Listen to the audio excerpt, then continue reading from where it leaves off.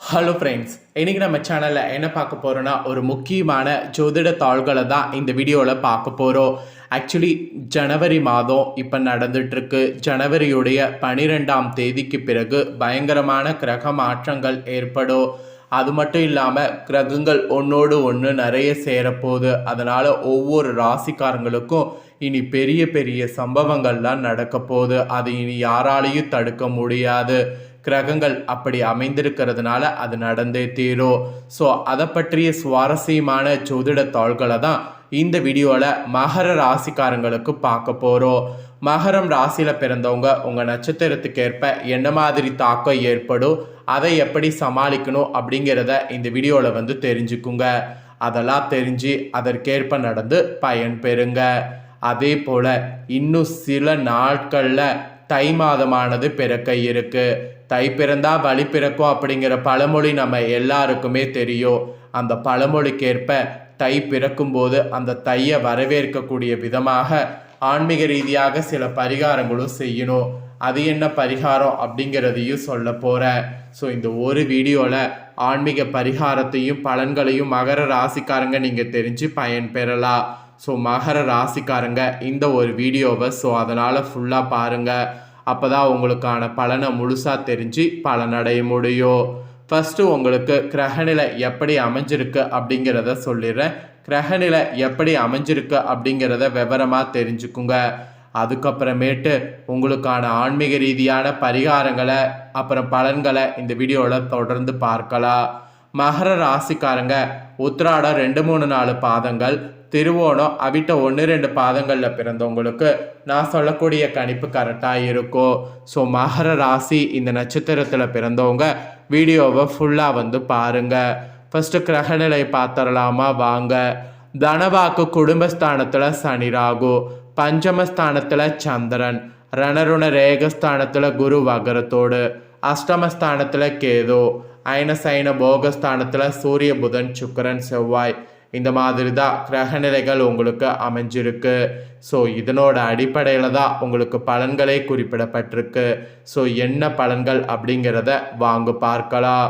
வாக்குவாதத்தில் திறமையுடைய அதே வேளையில் மனசாட்சிக்கு இடம் கொடுத்து நடக்கக்கூடிய மகர ராசி என்பர்களே, இந்த மாதம் 12லிருந்து எடுத்துக்கொண்ட முயற்சிகளில் காரிய தடை தாமதம் ஏற்படலாம். அப்புறம் உஷ்ண சம்பந்தமான நோய் ஏற்படும், வீண் பயமும் ஏற்படும். ஏற்கனவே செய்த காரியங்களுக்கான பலனை அடைய வேண்டியது இருக்குது. சிலர்லாம் நீங்கள் வீட்டை விட்டு வெளியில் சென்று தங்க நேரிடலாம். வீண் வழக்கு விவகாரங்கள் வரலாம். ஸோ எச்சரிக்கையாக செயல்படுவது நல்லது. அப்புறம் சுக்கிரனுடைய சஞ்சாரத்தால் வெளிநாட்டு பயண வாய்ப்புகள் வரலாம். சிலர்லாம் வெளியூர் பயணம் எதிர்கொள்கிற மாதிரி சூழ்நிலை ஏற்படும். எதிர்பாலினத்தோடு பழகும்போது இந்த டைம் கவனங்கிறது தேவை. அதுக்கப்புறமா நீங்கள் தொழில் வியாபாரம் செய்பவர்களாக இருந்தீங்கன்னா சுமாராக நடக்கும். பார்ட்னர்களோடு சேர்ந்து தொழில் செய்பவர்களாக இருந்தீங்கன்னா கவனமாக செயல்படுவது நல்லது. கடன் தொல்லைலாம் கொஞ்சம் தலை தூக்கலாம். ஸோ எச்சரிக்கையாக இருப்பது ரொம்ப ரொம்ப தொழில் பொறுத்த வரைக்கும் நல்லது. அப்புறம் உத்தியோகத்தில் இருப்பவர்களுக்கு கூடுதல் பணி சுமை, இடமாற்றம், அலைச்சல் போன்றவை இருக்கக்கூடும். மெயினாக தடைப்பட்டிருந்த பணம் கைக்கு சேரும். அதனால் கொஞ்சம் நீங்கள் கவனமாக இருக்கணும். அப்புறம் குடும்பத்தில் அமைதி நிலவ குடும்ப உறுப்பினர்களை இந்த டைம் அனுசரித்து செல்வது நல்லது. கணவன் மனைவிக்கு இடையே மன வருத்தம் உண்டாகலாம். பிள்ளைகளுடைய நலனில் அக்கறை காட்டுவது நல்லது.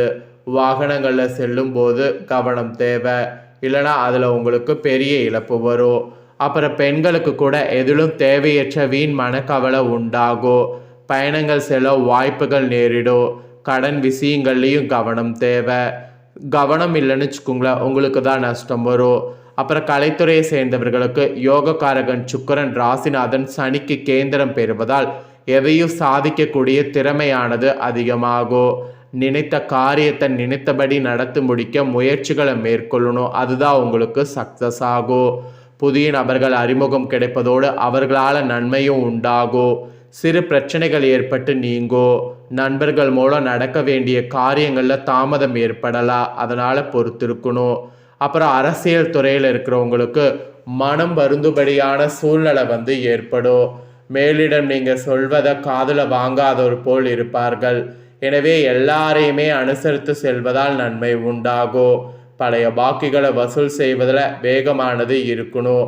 அப்போதான் நினைத்த காரியம் செய்து எடுக்கக்கூடிய முயற்சியில் சாதகமான பலன் தரும். அப்புறம் வீண் மனக்கவலை உண்டாகும். இது அரசியலில் இருக்கிறவங்க ரொம்பவே கேர்ஃபுல்லாக ஹேண்டில் பண்ணும். மாணவர்களுக்கு மிகவும் கவனமாக பாடங்கள் படிப்பது அவசியம். சக மாணவர்களோடு நிதானமாக பழகுவது நல்லது. இல்லைனா உங்களுக்கு தான் இழப்புகள் வரும். ஸோ இந்த மாதிரி தாங்க உங்களுக்கு பலன்கள் கிடைக்கும் என்பது குறிப்பிடப்பட்டிருக்கு. இதில் உங்கள் நட்சத்திரத்துக்கு ஏற்ப குறிப்பிடப்பட்டிருக்கு. ஃபஸ்ட்டு உத்திராட 2-3-4 பாதங்களில் பிறந்தவங்களுக்கு சொல்லப்பட்டிருக்கு. இந்த டைம் உங்களோட ராசி நட்சத்திரத்துக்கு குடும்பத்தில் மதிப்பு மரியாதை கூடும். கணவன் மனைவிக்கு இடையிலே இருந்த மன வருத்தங்கள் நீங்கும். பிள்ளைகள் உங்களுடைய சொல்படி நடப்பது மனதுக்கு இதமளிக்கும். செயல்திறனானது அதிகரிக்கும். சில நேரங்கள் உங்கள் வார்த்தைகளில் பிரச்சனை வரலாம், அதில் கவனமாக இருக்கணும். அப்புறம் திருவோணமில் பிறந்த மகர ராசிக்கு சொல்லப்பட்டிருக்கு. இந்த டைம் எந்த சூழ்நிலையிலையும் பிறர் மனம் நோங்குபடியான வார்த்தைகள் உபயோகிக்கக்கூடாது. யாருக்காவது ஏதேனும் வாக்குறுதிகள் கொடுத்திருந்தால் அவைகளை உடனடியாக நிறைவேற்றணும். திருமணத்திற்கு நல்ல வரனாக அமையும். தொழில் வியாபாரம் சுறுசுறுப்படையும், கவலைப்பட வேண்டாம். அப்புறம் அவிட்ட 1-2 பாதங்களில் பிறந்தவங்களுக்கு சொல்லப்பட்டிருக்கு. உங்களுக்கு இந்த டைம் உங்கள் வியாபார விரிவாக்கம் செய்வது பற்றி ஆலோசனை மேற்கொள்ளணும். அரசாங்க தொடர்பான காரியங்களில் சாதகமான பலன் கிடைக்கும். முதலீடு செய்வதற்குண்டான பண வசதி வந்து சேரும். கடன் தொலை கொஞ்சம் கொஞ்சமாக குறையும்.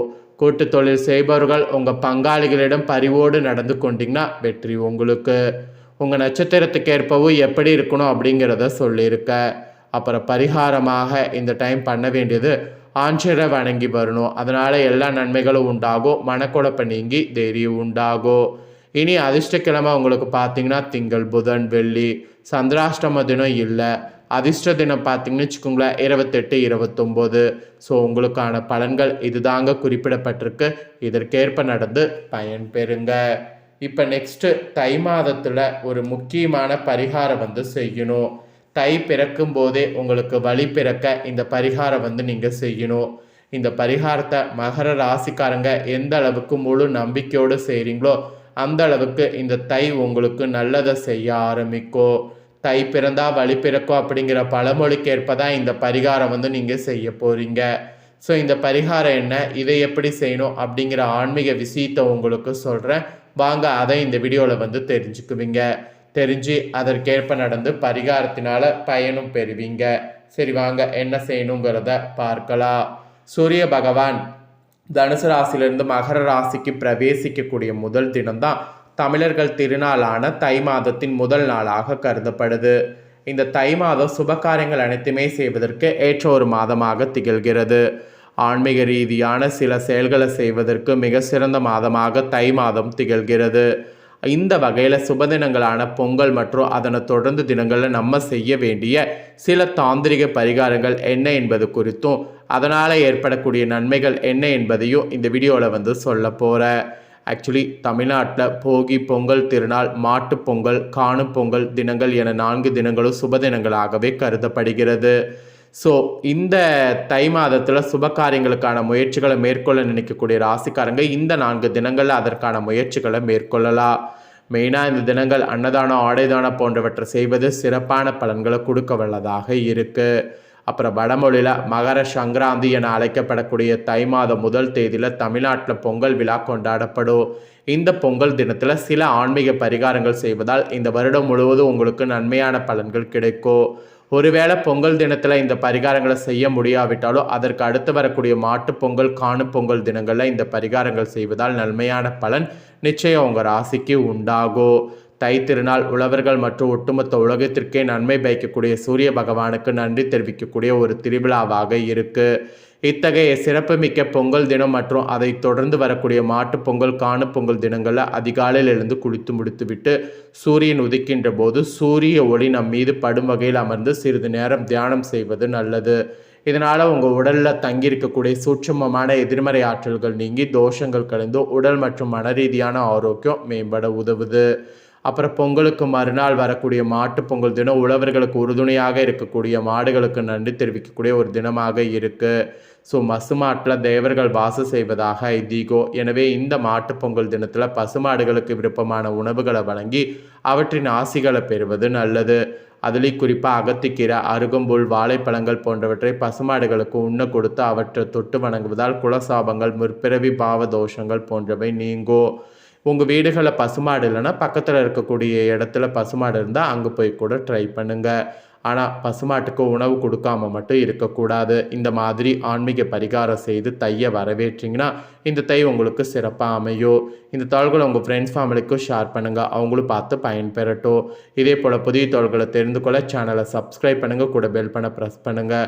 அதை நீங்கள் பண்ணிட்டீங்கன்னா இனி போகிற நான் மற்ற அப்டேட்டான எல்லா வீடியோஸும் உடனுக்குடனே தெரிந்து கொள்ளலாம். சப்ஸ்கிரைப் பண்ணி பெல் பண்ண ப்ரெஸ் பண்ணுங்கள். வேறொரு வீடியோ சந்திக்கிறேன். நன்றி.